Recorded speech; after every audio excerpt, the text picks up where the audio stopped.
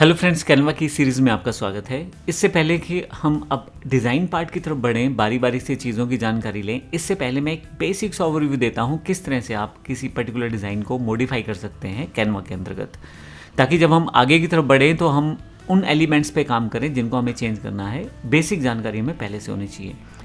तो ये देखते हैं, मेरे पास कैनवा ओपन है यहाँ से और मैं किसी एक बेसिक डिज़ाइन के ऊपर काम करना चाहता हूँ। तो सिंपल सी बात है, सबसे पहले आप टेम्पलेट पे क्लिक करके सर्च कर सकते हैं जिस तरह का टेम्पलेट आपको चाहिए। यहाँ से बहुत सारे टेम्पलेट पहले से अवेलेबल हैं। ध्यान रखिएगा, मैं फ्री अकाउंट में तो फ्री वाला यूज़ कर सकता हूँ जिस पे प्रो सिंबल नहीं है, और अगर आपका पेड है अकाउंट है तो आप कोई भी इसमें से ग्राफिक्स यूज़ कर सकते हैं। अब आप जब टेम्पलेट पे क्लिक करते हैं तो यहाँ पे बिजनेस टेम्पलेट हैं, सोशल मीडिया टेम्पलेट्स हैं, एजुकेशन है, वीडियो है, बहुत सारे टेम्पलेट्स यहाँ अवेलेबल हैं। मान लीजिए मुझे बिज़नेस से रिलेटेड करना है और अगर मैं चाहूँ तो यहाँ सर्च भी कर सकता हूँ।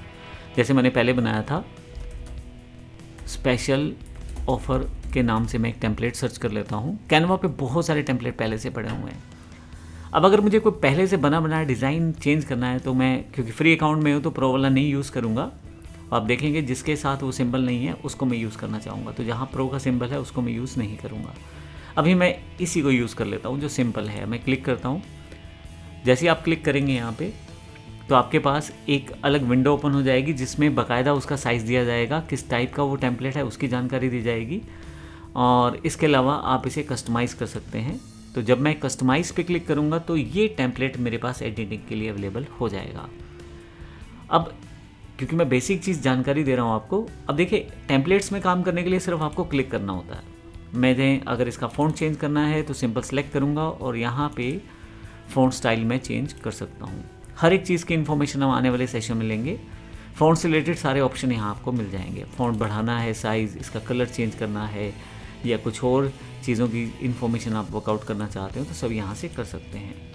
अगर आप यहाँ किसी ग्राफिक को चेंज करना चाहते हैं तो सिर्फ क्लिक करें, आपके पास यहाँ पे सभी साइड ये ग्रिप हैंडल्स अवेलेबल हो जाएंगे। इसको आप बड़ा छोटा कर सकते हैं बड़ी आसानी से। आप चाहें तो इसको मूव भी कर सकते हैं। और अगर आप इसके कलर चेंज करना चाहते हैं तो मैं जब क्लिक करता हूँ तो देखिए यहाँ पे ऊपर की तरफ काफ़ी सारे ऑप्शन आ जाते हैं। हम बारी बारी से इन सभी ऑप्शंस को देखेंगे, लेकिन अभी मेरा मोटो है आपको बेसिक जानकारी देना किस तरह से आप टेम्पलेट को एडिट कर सकते हो। मैं यहाँ पे कलर चेंज कर सकता हूँ। अगर कोई फंक्शन आपके पास नहीं चलेगा, प्रो से रिलेटेड होगा, तो वहाँ पे अपग्रेड का ऑप्शन आपके पास आ जाएगा, और नहीं आएगा दैट मीन्स कि आप वहाँ पे आसानी से काम कर सकते हैं। मैं यहाँ कुछ कलर चेंज करना चाहता हूँ, मान लो ये कलर चेंज करना चाहता हूँ, तो मुझे यहाँ से इसे कलर को चेंज करना है। तो आप देखेंगे इसमें शूज़ के अंतर्गत वो कलर चेंज हो गया है, ये देखें। तो कितनी आसानी से मैं चीज़ों को बदल पा रहा हूँ।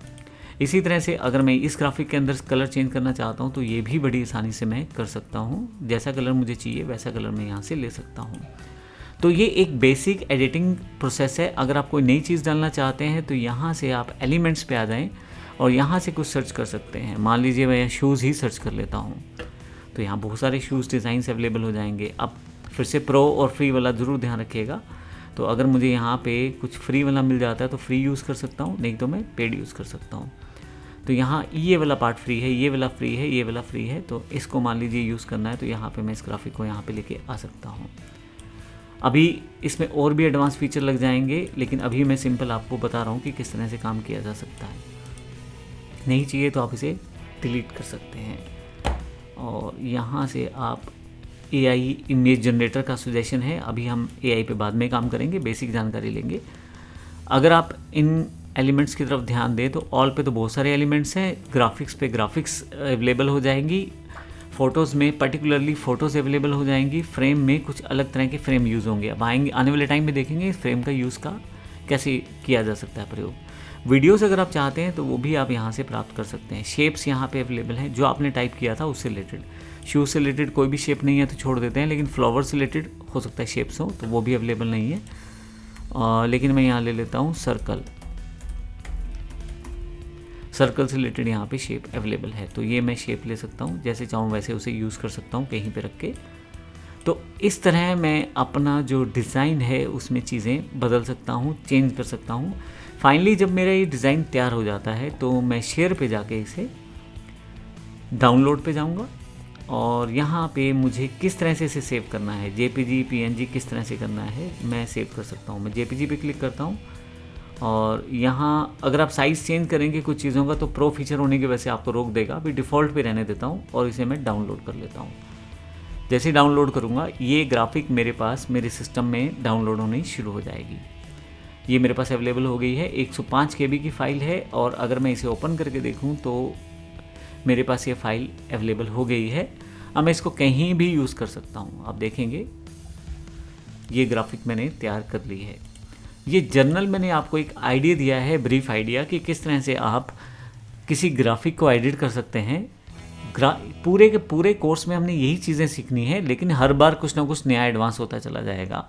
हमने अभी बेसिक सा इन्फॉर्मेशन लिया है, कैसे टेम्पलेट सेलेक्ट करते हैं, कैसे उसमें एडिट करते हैं और कैसे उसमें हम काम करते हैं। अगले सेशन में हम शेप्स और आपके पास एडवांस चीज़ कलर्स की जानकारी लेंगे और ग्रेडियंट्स की जानकारी लेंगे। धन्यवाद।